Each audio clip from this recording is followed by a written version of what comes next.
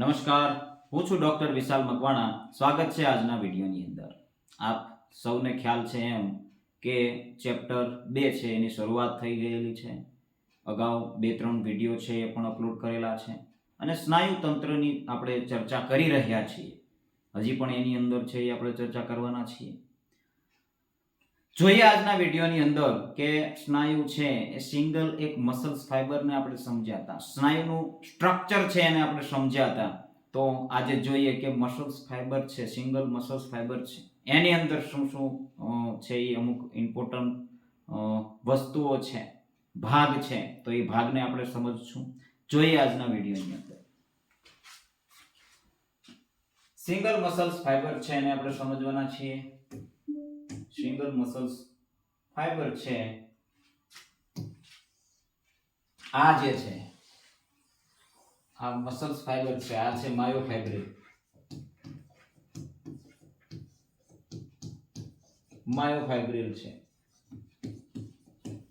એ પણ આગળ હજી એને પણ આપણે ડીપથી સમજવાના છીએ. આ જે મસલ્સ ફાઈબર છે એને આપણે સમજવાના છીએ કારણ કે એના અમુક ભાગ છે એ આપણા માટે ખૂબ જ ઇમ્પોર્ટન્ટ બની રહે છે.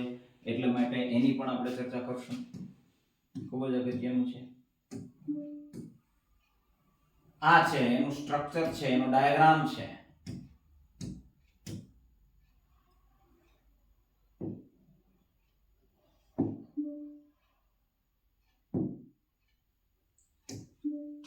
તો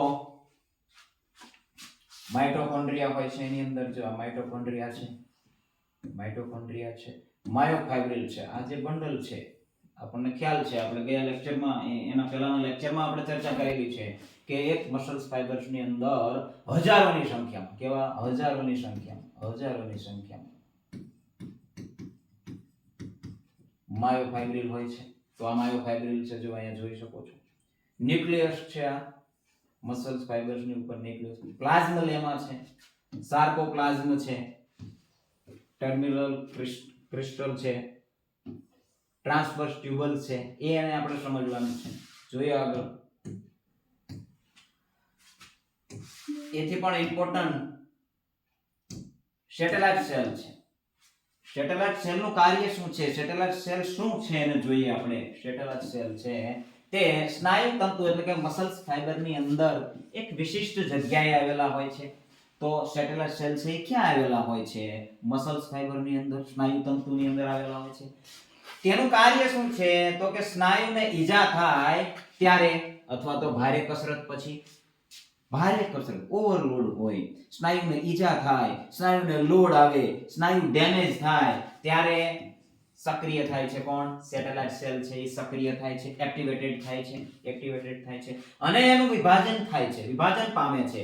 તે ક્ષતિગ્રસ્ત સ્નાયુઓ છે, પેશીઓના સમારકામનું કાર્ય કરે છે. શું કરે છે? જ્યાં ડેમેજ થયું છે સ્નાયુની અંદર, જ્યાં લોડ આવેલો છે, જ્યાં છે એ કસરતથી, ભારે કસરતથી એની અંદર ડેમેજ થયેલું છે, ક્ષતિ પહોંચેલી છે, તો એને દૂર કરે છે અને રીજનરેટ કરે છે. નવા સ્નાયુ કોષો છે એની પણ બનાવે છે. નવા સ્નાયુ કોષ કોણ બનાવે છે? સેટેલાઇટ સેલ છે. એટલા માટે અગત્યનું છે, ખૂબ જ અગત્યનું છે સેટેલાઇટ સેલ છે. ત્યારબાદ છે સાર્કોપ્લાઝમિક રેટિક્યુલમ. આ આપણા માટે ખૂબ જ અગત્યનું છે. સાર્કોપ્લાઝમિક રેટિક્યુલમ, જેને એસઆર પણ કહેવામાં આવે છે. ટૂંકમાં એસઆર પ્રશ્નની અંદર એસઆર તરીકે પૂછાઈ જાય તો એને પણ ધ્યાન રાખવાનું છે. એસઆર એટલે સાર્કોપ્લાઝમિક રેટિક્યુલમ. તેની અંદર કેલ્શિયમ સ્ટોર હોય છે. એસઆર ની અંદર એટલે કે સાર્કોપ્લાઝમિક રેટિક્યુલમ ની અંદર શું સ્ટોર હોય છે? અથવા તો એવો પ્રશ્ન પૂછાય કે કેલ્શિયમ શેની અંદર સ્ટોર હોય છે? તો સાર્કોપ્લાઝમિક રેટિક્યુલમ. જ્યારે ચેતા આવેગ આવે છે, ચેતા તંત્ર તરફથી આવેગ આવે છે ત્યારે કેલ્શિયમ છે એ કોષ રસમાં છોડે છે. કોણ છોડે છે? Sarcoplasmic reticulum. સાર્કોપ્લાઝમિક રેટિક્યુલમ નું કાર્ય શું છે?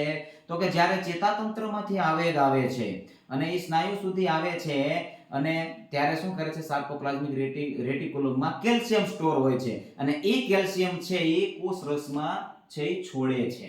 અને જ્યારે આવેગ છે એ પૂર્ણ થાય છે ત્યારે એ કેલ્શિયમ છે એને પાછું ખેંચી લે છે. શું કરે છે? પાછું ખેંચી લે છે.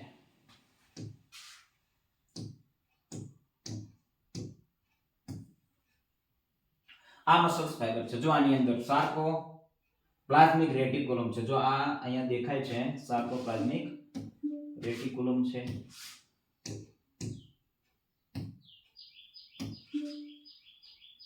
આ અહીંયા દેખાય છે. જો દરેક બંડલની વચ્ચે સાર્કોપ્લાઝમિક રેટિક્યુલમ હોય છે. એટલે એ સાર્કોપ્લાઝમિક રેટિક્યુલમ છે. એ શું કાર્ય કરે છે તો કે કેલ્શિયમ છે એને કોષ રસની અંદર ભેળવે છે. જ્યારે સ્નાયુ તંત્રમાં ત્યારે આવેગ આવે છે, જ્યારે ચેતાતંત્રમાંથી ત્યારે, અને જ્યારે આવેગ પૂર્ણ થાય છે ત્યારે એ કેલ્શિયમને પાછું ખેંચી લે છે.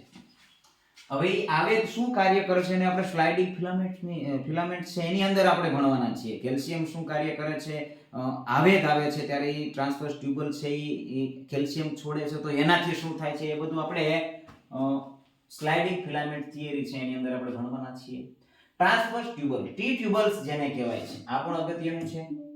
ટી ટ્યુબલ્સ જેને કહેવાય છે એ પણ અગત્યનું છે. તેનું મુખ્ય કાર્ય સ્નાયુ તંત્ર એટલે કે મસલ્સ ફાઈબરના પટલ પરની ઉત્તેજના, એટલે કે જ્યારે આવેગ આવે છે ત્યારે તે ઉત્તેજિત થાય છે અને એને ઝડપથી તંતુના આંતરિક ભાગમાં આવેલા સાર્કોપ્લાઝમિક રેટિક્યુલમ સુધી પહોંચાડે છે. સાર્કોપ્લાઝમિક રેટિક્યુલમ સુધી કોણ પહોંચાડે છે? ટ્રાન્સવર્સ ટ્યુબલ ફાસ્ટ કરી દે છે આવેગને અને સાર્કોપ્લાઝમિક રેટિક્યુલમ સુધી પહોંચાડે છે, એસઆર સુધી પહોંચાડે છે. અને સાર્કોપ્લાઝમિક રેટિક્યુલમ છે એ છે કેલ્શિયમ છે એ કોષરસની અંદર છોડે છે. તો આવેગને છે એ ઝડપી કરવાનું કાર્ય કરે છે ટ્રાન્સવર્સ ટ્યુબલ. ટી ટ્યુબલ્સ પણ કહેવાય છે. ટી ટ્યુબલ્સ, ટર્મિનલ ક્રિસ્ટન્સ છે. ટી ટ્યુબલ્સ જો અહીંયા છે, આ ટી ટ્યુબલ છે, અહીંયા છે, આ ટી ટ્યુબલ્સ છે. સાર્કોપ્લાઝમિક રેટિક્યુલમ ક્યાં છે તો કે અહીંયા છે. તો અહીંથી આવેગ છે એને ઝડપી કરવાનું કાર્ય કોણ કરે છે? આ છે આ ભાગ કરે છે. આ છે આ બંને છે એ ટી ટ્યુબલ્સ છે અને અહીંયા સાર્કોપ્લાઝમિક રેટિક્યુલમ હોય છે. તો એની અંદર છે એ આવેગ છે એને ઝડપી પહોંચાડવાનું કાર્ય કરે છે. ત્યારબાદ છે પ્લાઝ્મલેમા. પ્લાઝ્મલેમા શું કરે છે એ પણ અગત્યનું છે. પ્લાઝ્મલેમા અથવા તો જેને સાર્કોલેમા કહેવાય છે. શું કહેવાય છે? સાર્કોલેમા કહેવાય છે. એ સ્નાયુ તંતુ એટલે કે મસલ્સ ફાઇબર્સના કોષનું પટલ છે. શું છે? કોષનું પટલ છે. સેલ મેમ્બ્રેન જેને કહેવાય છે. સેલ મેમ્બ્રેન અંગ્રેજી શબ્દ સીધો ટ્રાન્સલેટ કરી પ્રશ્નમાંથી સીધો મૂકી દીધો હોય ગુજરાતી ભાષાની અંદર. સેલ મેમ્બ્રેન કોષની આંતરિક સામગ્રીને બહારના વાતાવરણથી અલગ રાખવાનું કાર્ય કરે છે. કોણ બહારના વાતાવરણથી કોષનો આંતરિક સામગ્રી છે એને અલગ કરે છે તો કે પ્લાઝ્મલેમા છે એ અલગ કરે છે. કોષનું જે વાતાવરણ હોય છે એને બહારના વાતાવરણથી કોષની અંદર જે કાંઈ પણ સામગ્રી છે, જે કાંઈ પણ અંગો છે એ બધા અંગોને બહારના વાતાવરણથી અલગ તારવે છે. પ્લાઝ્મલેમા જો અહીંયા પ્લાઝ્મલેમા છે. પ્લાઝ્મલેમા પ્રવાહી સ્વરૂપની અંદર હોય છે. તો